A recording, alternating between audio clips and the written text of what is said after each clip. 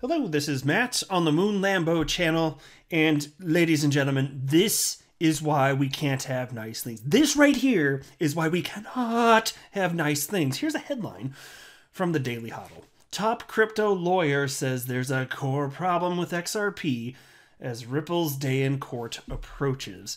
And so the concepts and ideas that are shared within deserve to be placed in my little Moon Lambo wood chipper. And so I'm going to review them, and then I will place them in the wood chipper and hopefully never speak of them again. I do want to be clear that I don't have a financial background of any kind. I am not offering financial advice. You definitely should not buy or sell anything because of anything that I say or write. I'm just a dude on the internet. Think about it. Like, you don't even know if I'm wearing pants. You do not know my current pants situation. Seriously. And my name's Moon Lambo. You wouldn't, even if I were offering advice, which I'm not, you wouldn't want to take it, would you? You're not that kind of person. I just like making YouTube videos as a hobby. But here we go. Oh my gosh. So again, the title here. Top crypto lawyer says there's a core problem with XRP as Ripple's day in court approaches. Tell you what, this really burns my biscuits right here. Crypto lawyer Stephen Pauly thinks Ripple faces an overarching problem with XRP in terms of its ongoing lawsuit with the U.S. Securities and Exchange Commission. The SEC alleges Ripple illegally sold XRP as an unregistered security upon its launch and maintains that the digital asset is a security to this day. The SEC also filed actions against Brad Garlinghouse, Ripple's chief executive, and Chris Larsen, the company's co-founder. Now look, you guys know me, right? I love diversity of thought. You know, I can be friends with people that disagree with me on any number of things, whether it's, even if it's like things that are deeply personal, like religion or politics or this or that. But it's kind of frustrating, I will admit, when there are individuals out there that are not interested in the truth and that have strong opinions, and they're given a platform to share those strong opinions without having informed themselves of sufficient fact. That definitely grinds my gears. And so, nothing against this individual on any sort of personal level, but this is nonsense, and there's a reason I'm going to shred this. And so here's a quote from, this is a lawyer, Stephen Pauly. And I've talked about him on the channel before because he keeps popping up in the news. It's clear to me that he doesn't understand the XRP ledger, and he does not like Ripple, and he does not like XRP. And it reminds me of like the same type of problems I have with people that I enjoy. Like, for instance, there are chart analysts I really like to follow because they've gained massive followings, and deservedly so. And they're right very frequently, especially when they're talking about Bitcoin or name any other coin that isn't XRP. But when they talk about XRP, their predictions happen to be wrong substantially, but they're so right about everything else. And so it's just a matter of fact from my perspective that their bias is bleeding through to their analysis. And so similarly with this lawyer here, it seems to me that his bias is bleeding through to the opinion that he's verbally articulating here. And that's unfortunate because, again, as I'm going to illustrate, this is not somebody who is informed, even if he's, so I'm not saying he's not a good lawyer. I'm not saying anything of the sort. I'm not saying he's a bad person. I don't believe that. I don't know him. But it's clear that he doesn't know about XRP and the XRP ledger. So check out, let's start here. Here's a quote. Says Pauly.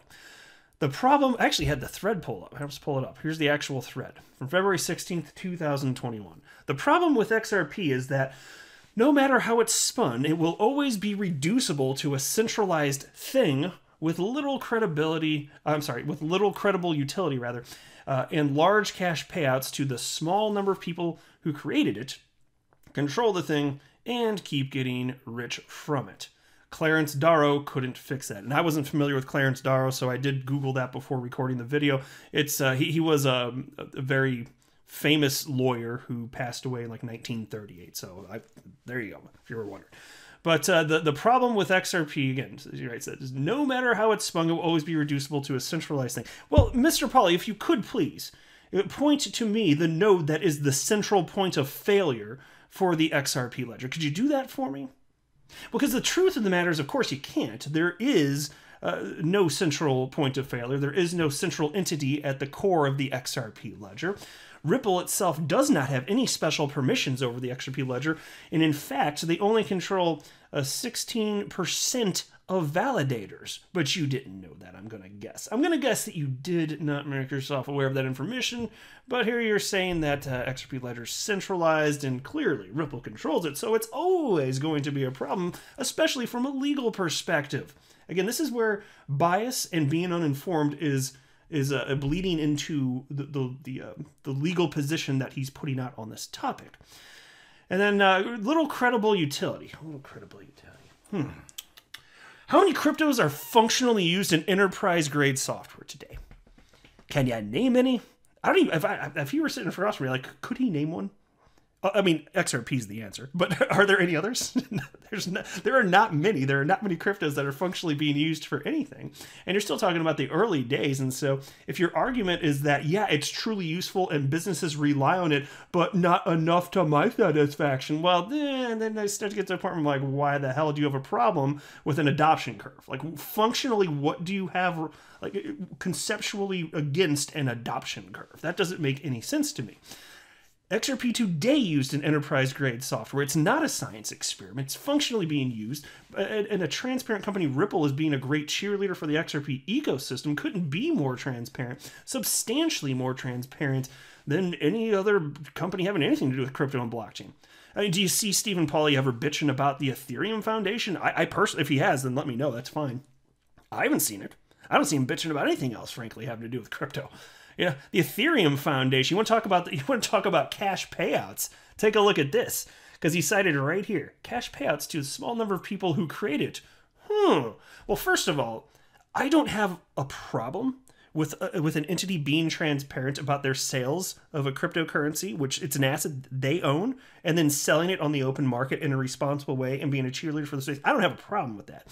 And any crypto that's not Bitcoin, frankly, there are people that developed it, and generally speaking, they are selling it, and it's funding their operations. This is no different with what Ripple is doing, other than Ripple actually didn't create XRP. There were creators, and then Ripple was formed after it was created, and then Ripple was gifted a bunch. But what about, like, for instance, Ethereum?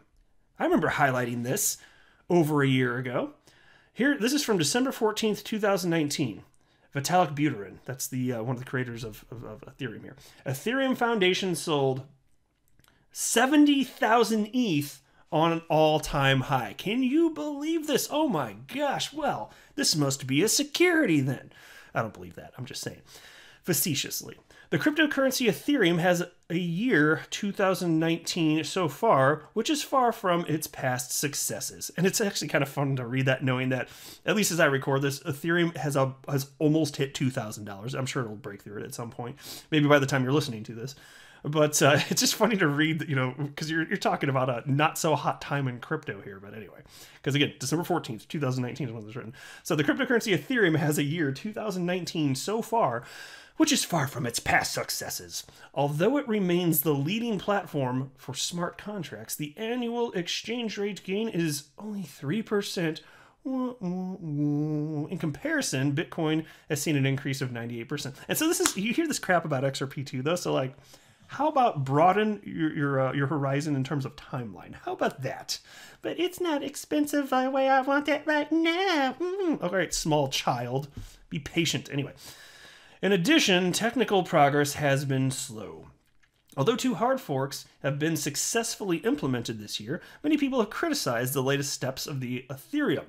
Its co-founder Vitalik Buterin has now revealed in a recent interview that what the Ethereum Foundation has done to manage its funding. By the way, as I'm going through this, and I'm going to give you the quote, I'm going to give you the specifics, keep in the back of your mind, Ripple has voluntarily stated what they've been selling on a quarterly basis. They put on a quarterly XRP market report. They have, I can't remember how many years now. It's been a number of years they've been doing this voluntarily. They've also been in communication with the SEC on a weekly basis for the last several years. It's been in broad daylight what they have been doing. They were never told that what they were doing was wrong until December 22nd, Oh, technically they found out sooner that they were going to get sued, but the claims against Ripple came out December 22nd, 2020. It's just completely absurd. But let me stick to Ethereum for just a moment here, because this is money right here. In an interview with The Portal, moderated by Eric Weinstein, director of Thiel Capital, Buterin said that he had managed to convince the Ethereum Foundation to sell a large amount of ETH when the price of Ethereum reached its historic high, around $1,400 United States dollars. The sale of 70,000 Ethereum generated a profit of approximately $100 million for the Ethereum Foundation. In addition to this amount, the foundation recently sold ETH for $1.5 million. And here's a quote. I did get the Ethereum Foundation to sell 70,000 ETH, like basically at the top, and that's doubled our runway now. So it was one good decision that had a lot of impact. Well, how about that? And that was the first instance that I was aware of anyway. The Ethereum Foundation publicly stating what any of their sales have been. Maybe they had another one here or there. I'm not aware of it. And we still never know how much, we've never found out how much Ethereum the Ethereum Foundation holds, but it's not a security. And then you got this lawyer right here having a problem with Ripple selling XRP, which they legally, rightfully own. Why aren't you bitching up a storm about every other crypto project on the planet? Or do you have ideological issues with a cryptocurrency being positioned in support of the legacy financial system? I don't know if you do, but that's where I see problems coming from the Bitcoin maxi types out there. That's typically what I see right there. And it's completely nonsensical. And he also wrote, this is why they will lose if this goes into dispositive motions, trial, or appeal. And that was shocking to me, because every other lawyer that's not ideologically against Ripple and XRP, they've stated that actually what's at the core of this is the issue of whether or not XRP represents an investment contract. And he says because of the quote-unquote centralization and little utility and so on, that's what's going to result in Ripple losing. That's not at the core of the case at all. And that's why I read that as like, you're a lawyer. What are you talking about? Like, I'm not a lawyer. I don't have a legal background. But every other lawyer on the planet, from Ripple to the SEC and anyone else that's covering it that I can see that's not a Bitcoin maxi, they say no, it's the issue of whether or not XRP is an investment contract. But if you're going to state that these things that you cited are indicative of whether or not it is an investment contract, that goes back to what I've been citing from the beginning, though. Even if you want to make that point, Mr. Polly, you gotta inform yourself more about what historically has happened with XRP, the XRP ledger, and the degree to which it is decentralized. And so again, still that position doesn't make sense. It doesn't make a damn bit of sense. And so then there was this response from a Ripple employee named Matt Hamilton. He recently got hired by Ripple, but he's been in the community for a number of years in my early days in crypto. He's one of the individuals that I learned a ton from, just from kind of like lurking and watching what he had to say. But from time to time, I would ask questions, and he was just like lending a helping hand and was happy to answer. It was just like, whoa, XRP community is awesome. So anyway, he's one of those guys. And so he wrote this in response to Pauly, the initial tweet there. He wrote, "This is the problem when you go on Laura Shin's podcast and she doesn't invite anyone on who actually understands how cryptocurrencies work. You remain misinformed." No kidding. And indeed, Pauly was recently on. It was at some point in January. I highlighted it when it happened. He was on with him and another lawyer, and I think just Laura Shin, who runs, and she runs a popular crypto podcast. And it was clear which way they were leaning. And we already know Laura Shin, she is anti-Ripple. She is anti-XRP. So basically you had at least 3 people on that podcast that were just enjoying hanging out together, just hating on Ripple and XRP because of functionally what they believe it represents, which I think is reprehensible, because to me, what they're doing, what Ripple's doing in positioning XRP as a bridge currency, is helping some of the poorest people on the planet move money. Because understand, you're talking about the primary corridors now from the United States to Mexico, United States to Philippines. These are expatriates of those countries sending money back home to their poor families. And you functionally have a problem with that, and that is disgusting to me. I don't like that. I don't like that one bit. And so here you can see David Schwartz. he wanted to be on Laura Shin's program. I guess he had, I can't remember if Corey Johnson, you may be familiar with this individual, maybe not. He worked at Ripple for about a year or so. He's still, even to this point, even though he's not an employee there, very pro XRP. We'll talk about it from time to time. And so I guess he was on the podcast. This was May 2018. And so apparently what happened was Corey Johnson, about to be on Laura Shin's podcast, was trying to get David Schwartz on. She didn't want David Schwartz on. David Schwartz caught wind of this, undoubtedly thanks to Corey Johnson delivering the message. And Dave was understandably disappointed. David Schwartz here, he's Ripple's CTO today. I guess back then he was technically Ripple's chief cryptographer. He's replaced Stefan Thomas since then, so now he's CTO. But he's a co-creator of the XRP ledger. The three people that really built it would be David Schwartz, Arthur Brito, and Jed McCaleb, who came up with the idea for the whole thing. So those are the three guys that built it, right?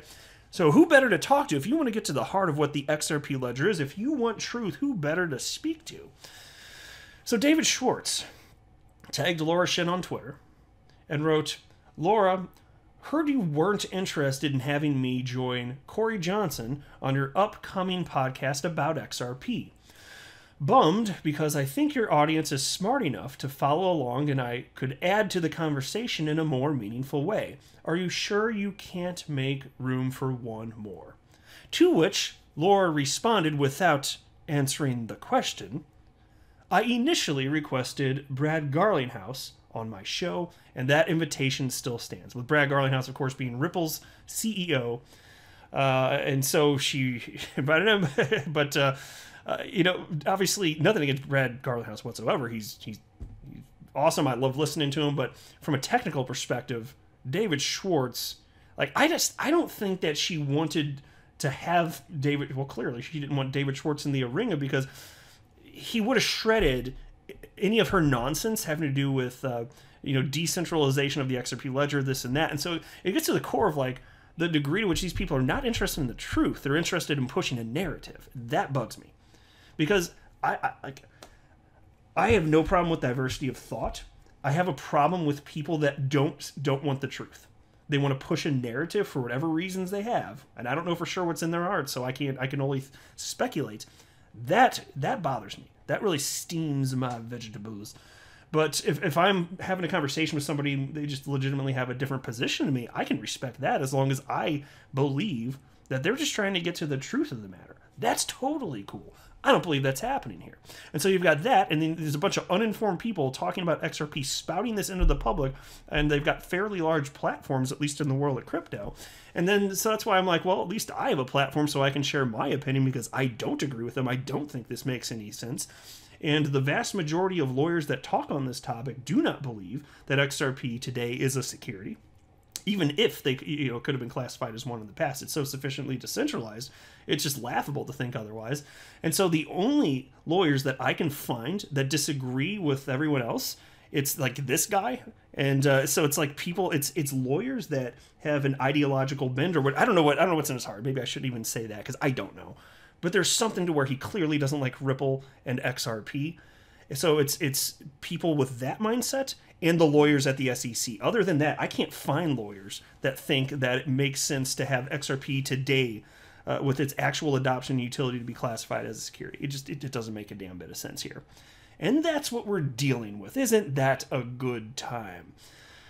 So I hope to this point I have sufficiently rebutted these ideas. I will now place them in my Moon Lambo wood chipper, hopefully to never be spoken of again. I'll wrap up there, though. I am not a financial advisor. Do not buy or sell anything because of anything that I say or write. That would be a very, very, very bad idea. Until next time, to the Moon Lambo.